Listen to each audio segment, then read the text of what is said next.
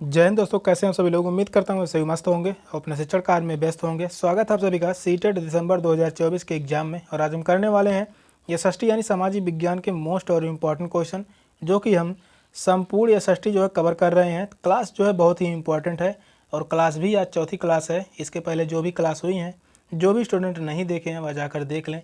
Channel के playlist में video पड़ी हुई है। चैनल पर जो भी नए हैं चैनल को सब्सक्राइब कर लीजिए। चलिए समय को ना गंवाते हुए चलते हैं क्वेश्चन की तरफ। और आज का पहला क्वेश्चन है, अधिकांश महाजनपदों की किलाबंदी का कारण क्या था? उस क्षेत्र में लकड़ी, ईंटों व पत्थरों की उपलब्धता। वे अपनी संपदा व सत्ता का प्रदर्शन करते थे। शासकों को आक्रमण का डर था तथा यह सुनिश्चित करना चाहते थे कि वे सुरक्षित हैं या नहीं हैं। ये युद्ध परंपराओं के प्रतीक थे। कौन सा ऑप्शन राइट होगा? तो बताइए सभी इन चारों ऑप्शन में से कौन सा ऑप्शन सही होगा।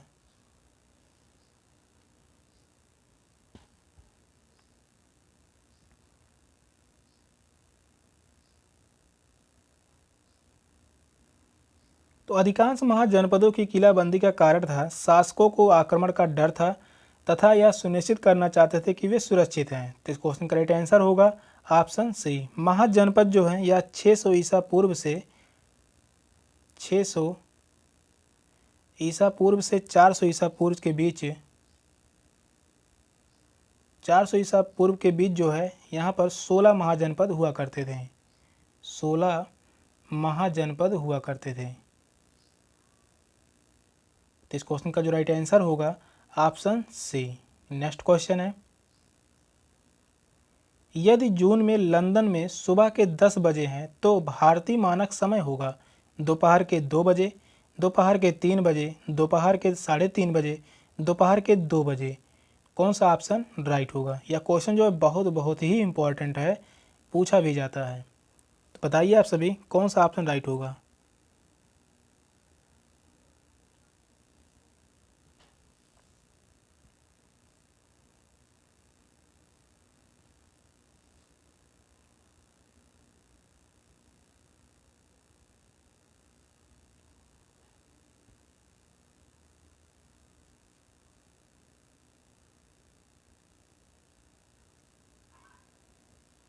क्वेश्चन जो कह रहा है, यदि जून में लंदन में सुबह के 10 बजे हैं तो भारतीय मानक समय क्या होगा? भारत और लंदन के बीच की समय रेखा का जो अंतराल है वह है 5.5 घंटा। और हम क्या करेंगे, 10 बजे में 5.5 घंटा जो है वह हम जोड़ देंगे। 5.5 घंटा जोड़ने के बाद यहाँ पर जो प्राप्त होगा, यहाँ पर 30 और जो यहाँ पर प्राप्त होगा वह होगा 15 बजकर 30 मिनट। और इसका जो परिवर्तन करेंगे तो यहाँ पर होगा 3 बजकर 30 मिनट। किस ऑप्शन में है? तो वह है ऑप्शन सी में। तो भारतीय मानक समय रेखा जो होगा वह होगा 3 बजकर 30 मिनट। तो इस क्वेश्चन का राइट आंसर होगा ऑप्शन सी। क्वेश्चन बहुत ही इंपॉर्टेंट था। अगला क्वेश्चन है, निम्नलिखित आरेख में कौन सा तीर दक्षिण पूर्व दिशा को दर्शाता है? तो यहाँ पर जो है तीरें दिए गई हैं और नीचे ऑप्शन दिया गया है। 4 ऑप्शन है, कौन सा ऑप्शन राइट होगा? यह क्वेश्चन जो है बहुत ही इंपॉर्टेंट है, 2011 में पूछा गया था कि दक्षिण पूर्व दिशा को दर्शाता है। और हम सभी को पता है यह जो है पूर्व दिशा है और यह है पश्चिम दिशा, यह जो है उत्तर दिशा, नीचे जो है यह दक्षिण दिशा। यहाँ जो होगा, यहाँ पर होगा दक्षिण पूर्व दिशा, यहाँ पर होगा उत्तर पूर्व दिशा और यहाँ पर होगा उत्तर पश्चिम दिशा और इस तरफ जो होगा दक्षिण पश्चिम दिशा। अब आप सभी को पता चल गया होगा कि दक्षिण पूर्व दिशा को कौन सा जो है अंक जो है वह दर्शा रहा है। तो दक्षिण पूर्व दिशा जो होगा वह होगा इस स्थान पर। क्या लिखा हुआ है? तो वह है डी। किस ऑप्शन में है? तो वह है ऑप्शन ए में। तो इस क्वेश्चन का जो राइट आंसर होगा ऑप्शन ए, डी जो है वह दक्षिण पूर्व दिशा को निर्धारित कर रहा है। फर्स्ट ऑप्शन राइट है। नेक्स्ट क्वेश्चन है, एक मानचित्र ऐसे पैमाने का प्रयोग करता है जिसमें 1 सेंटीमीटर धरती पर 20 मीटर के बराबर है। यदि मानचित्र पर दो स्थानों के बीच की दूरी 5 सेंटीमीटर है तो उनके बीच की वास्तविक दूरी कितनी होगी? 20 मीटर, 150 मीटर, 200 मीटर या 100 मीटर। कौन सा ऑप्शन राइट होगा? यह भी जो क्वेश्चन है बहुत ही इम्पोर्टेंट है। इस प्रकार से क्वेश्चन जो है हर मतलब सीटेट के एग्ज़ाम में ही पूछे जाते हैं और क्वेश्चन भी बहुत इम्पोर्टेंट और आसान भी होते हैं। चलिए लगाते हैं क्वेश्चन को। क्वेश्चन जो कह रहा है 1 सेंटीमीटर धरती पर 20 मीटर के बराबर है, यानी 1 सेंटीमीटर बराबर कितना है, तो वह है 20 मीटर। 1 सेंटीमीटर बराबर जो है वह 20 मीटर है। यदि मानचित्र पर दो स्थानों के बीच की दूरी 5 सेंटीमीटर हो, यानी दो स्थानों की बीच की दूरी कितनी है, तो वह है 5 सेंटीमीटर। तो उनके बीच की वास्तविक दूरी कितनी होंगी, तो 1 सेंटीमीटर बराबर 20 मीटर, तो 5 सेंटीमीटर बराबर, तो 5 गुणे क्या करेंगे 20, तो यहाँ पर गुणा करने पर प्राप्त होगा 20 पंचे 100, 100 मीटर प्राप्त होगा। यहाँ पर होगा 100 मीटर। किस ऑप्शन में है, तो वह है ऑप्शन डी में। तो उनके जो बीच की वास्तविक दूरी होगी वह होगी 100 सेंटीमीटर, 100 मीटर होगी। तो इस क्वेश्चन का राइट आंसर होगा option D, fourth option right है। नेक्स्ट क्वेश्चन है, भारत में प्रभारी प्रशासकीय प्रथा को तैयार करने के लिए निम्नलिखित में से ब्रिटिश सरकार ने किसे अपनाया था? सैन्य अभियान को, सर्वेक्षण कार्य को, भू राजस्व संग्रहण को, स्थानीय जनसंख्या का शोषण करने की प्रथा को। कौन सा ऑप्शन सही होगा? तो बताइए आप सभी इन चारों ऑप्शन में से कौन सा ऑप्शन राइट होगा।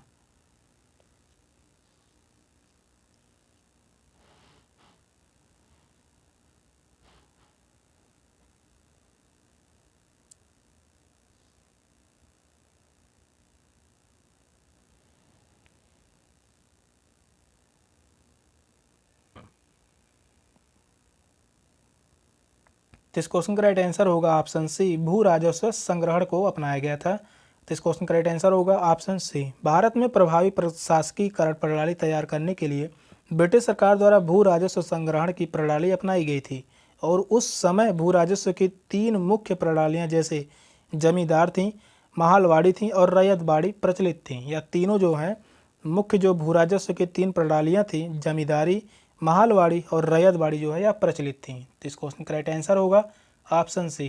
नेक्स्ट क्वेश्चन है,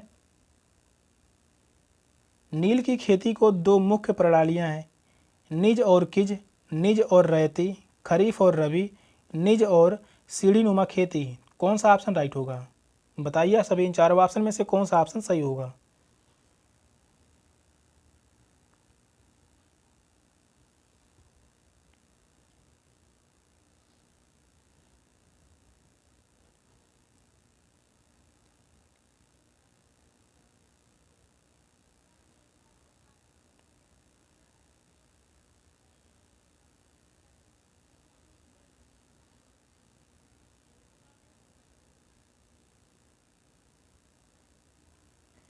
तो नील की खेती की 2 मुख्य प्रणालियां हैं, तो वह है निज और रैयती। तो इस क्वेश्चन का राइट आंसर होगा ऑप्शन बी, निज और रैयती।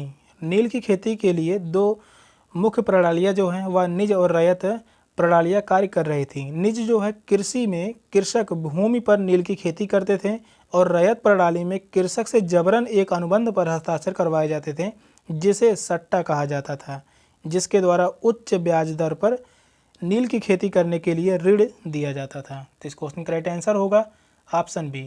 अगला क्वेश्चन है,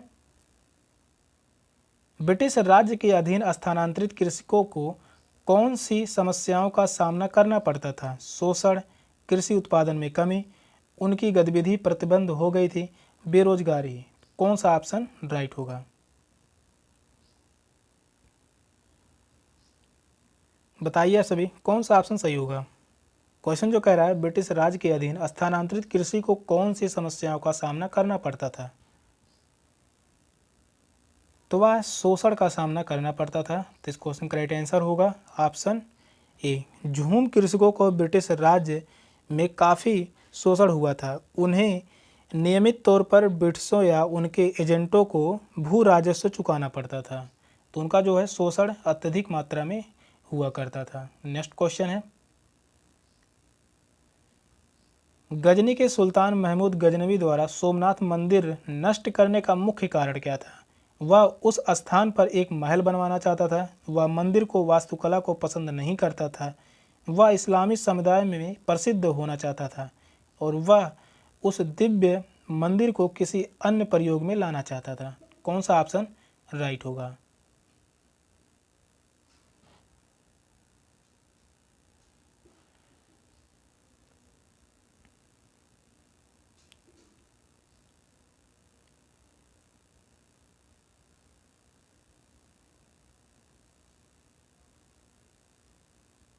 तो उसका जो मुख्य कारण था सोमनाथ मंदिर नष्ट करने का, तो वह इस्लामी समुदाय में प्रसिद्ध होना चाहता था। तो इस क्वेश्चन का राइट आंसर होगा ऑप्शन सी, वह इस्लामी समुदाय में प्रसिद्ध होना चाहता था। सोमनाथ के मंदिर के नष्ट होने का मुख्य कारण महमूद गजनवी के बार बार उस पर आक्रमण करना था और गजनी अपने आप को इस्लाम के नायक के रूप में प्रतिष्ठित करना चाहता था। तो इस क्वेश्चन का राइट आंसर होगा ऑप्शन सी। नेक्स्ट क्वेश्चन है, मध्य युग के दौरान भारत में मंदिर को किसके केंद्र के रूप में जाना जाता था? वास्तुकला के रूप में, सांस्कृतिक गतिविधियों के रूप में, विदेशी व्यापार की बड़े पैमाने पर, सूफी आंदोलन के रूप में? कौन सा ऑप्शन सही होगा? तो बताइए अपने अपने हिसाब से कौन सा ऑप्शन राइट होगा।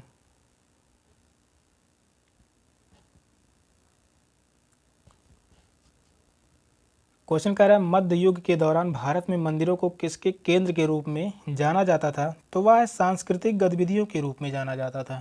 तो इस क्वेश्चन का राइट आंसर होगा ऑप्शन बी। मध्य काल के दौरान मंदिर को सांस्कृतिक कार्यकलापों का केंद्र माना जाता था और वहाँ शास्त्रीय नृत्य का प्रदर्शन होता था। यहाँ पर जो है शास्त्रीय नृत्य का प्रदर्शन होता था, शास्त्रीय नृत्य का प्रदर्शन होता था। तो इस क्वेश्चन का जो राइट आंसर होगा ऑप्शन बी। नेक्स्ट क्वेश्चन है, बंगाल में उन व्यक्तियों अथवा समूह द्वारा मंदिरों एवं अन्य धार्मिक भवनों का निर्माण करवाया गया जो शक्तिशाली बने रहें, यह सुनिश्चित करने के लिए कि उन्हें अच्छा कार्य किया है। समाज में अद्भुत वास्तुकला का प्रदर्शन करने के लिए आसपास के परिवेश में मूल्य संवर्धन करना चाहते थे और अपनी ताकत का प्रदर्शन, अपना सामर्थ्य, धन संपदा, ईश्वर तथा धर्म परायणता घोषित करने तथा अनुयायी बनाने के लिए। तो कौन सा ऑप्शन राइट होगा?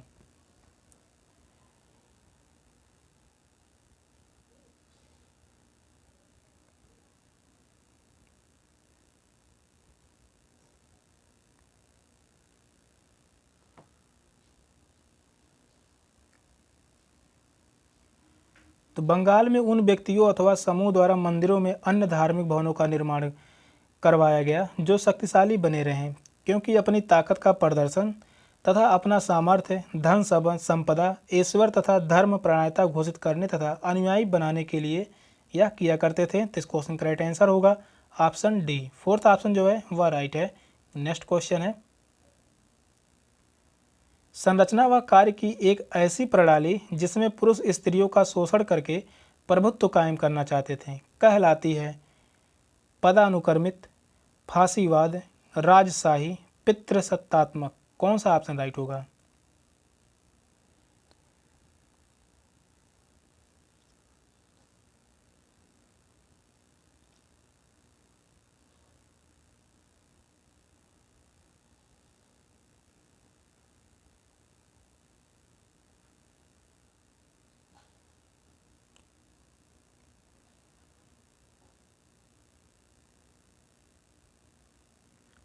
पुरुष जो है स्त्रियों का शोषण करते थे और प्रभुत्व कायम करना चाहते थे जो कहलाता था पितृसत्तात्मक। तो इस क्वेश्चन का राइट आंसर होगा ऑप्शन डी, पितृसत्तात्मक। व्यवस्था का एक ऐसा स्वरूप जिसमें पुरुष का वर्चस्व हो और महिलाओं को सत्ताता को शोषण करता हो। पितृसत्ता समाज या पुरुष प्रधान समाज कहलाता था। यह जो ऑप्शन जो होगा ऑप्शन डी। तो इस क्वेश्चन का राइट आंसर होगा ऑप्शन डी। नेक्स्ट क्वेश्चन है, निम्नलिखित में से कौन सा कथन सामाजिक विज्ञापन का उद्देश्य करना नहीं है? लोगों के दृष्टिकोण व व्यवहार में परिवर्तन करना, क्योंकि व्यक्ति अन्य व्यक्तियों को प्रभावित करते हैं। सामाजिक समूह व सामाजिक तंत्र को लक्ष्य बनाना है। व्यक्तिगत व्यावसायिक लाभ के लिए सामाजिक तंत्र जाल वाली साइटों पर उत्पाद का विज्ञापन देना। जनसाधारण के सदस्यों को ऐच्छिक सामाजिक गतिविधियों में व्यस्त रहने हेतु अभिप्रेरित करना। कौन सा ऑप्शन सही होगा। बताइए आप सभी इन चारों ऑप्शन में से कौन सा ऑप्शन राइट होगा।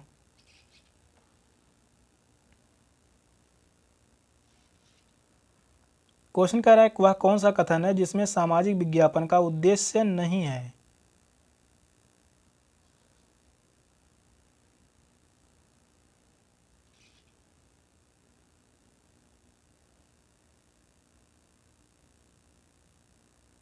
सामाजिक विज्ञापन का उद्देश्य जो है वह नहीं है व्यक्तिगत व्यावसायिक लाभ के लिए सामाजिक तंत्र जाल की साइटों पर उत्पाद का विज्ञापन देना। तो यह भी जो होगा यह सही होगा। तो इस क्वेश्चन का राइट आंसर होगा ऑप्शन सी। सामाजिक विज्ञान का तात्पर्य समाज के कल्याण से है, इसलिए इसका प्रयोग व्यक्तिगत वाणिज्यिक हित के लिए नहीं किया जाता है। तो इस क्वेश्चन का राइट आंसर होगा ऑप्शन सी। नेक्स्ट क्वेश्चन है, निम्नलिखित में से कौन सा कथन प्रशस्ति के संबंध में असत्य है। पूछा है प्रशस्ति के संबंध में वह कौन सा कथन है जो गलत है। राजा व शासक की उपलब्धियों का वर्णन प्रशस्तियों में किया जाता था।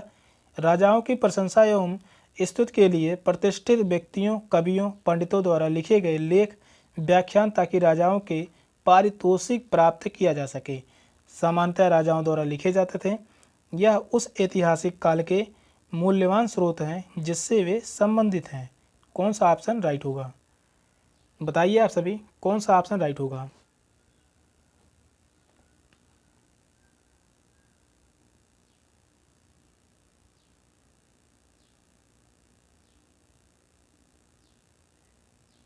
क्वेश्चन जो कह रहा है प्रशस्ति के संबंध में असत्य है, तो वह होगा समांतर राजाओं द्वारा लिखे जाते थे। यह बात जो है गलत है। थर्ड ऑप्शन जो है वह गलत है। राजा व शासक की उपलब्धियों का वर्णन प्रशस्ति में किया जाता था, यह भी सही होगा। और राजाओं की प्रशंसा एवं स्तुति के लिए प्रतिष्ठित व्यक्तियों, कवियों, पंडितों द्वारा लिखे गए लेख, व्याख्यानों ताकि राजाओं से पारितोषित यानी धन संपदा प्राप्त किया जा सके, तो यह भी सही होगा। और उस ऐतिहासिक काल के मूल्यवान स्रोत हैं जिससे वे संबंधित हैं, यह भी जो होगा सही होगा। थर्ड ऑप्शन जो है वह गलत है। विद्वानों द्वारा राजाओं की प्रशंसा में प्रशस्ति लिखे जाते थे और इन्हें कभी भी राजाओं द्वारा नहीं लिखा जाता था। राजाओं द्वारा कभी भी नहीं लिखा गया प्रशस्ति। नेक्स्ट क्वेश्चन है,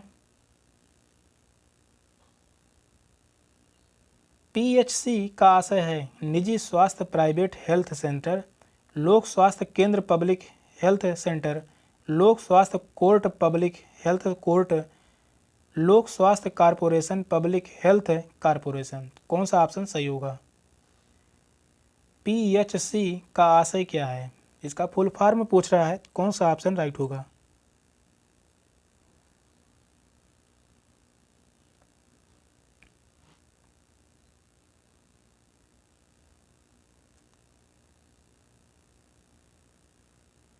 पीएचसी का आशय है लोक स्वास्थ्य कोर्ट पब्लिक हेल्थ कोर्ट। इस क्वेश्चन का राइट आंसर होगा ऑप्शन सी।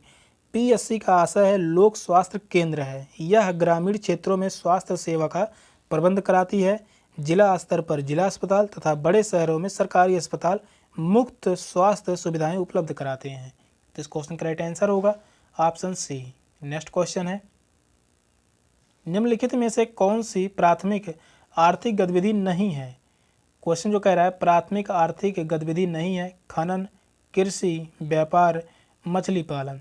कौन सा ऑप्शन राइट होगा।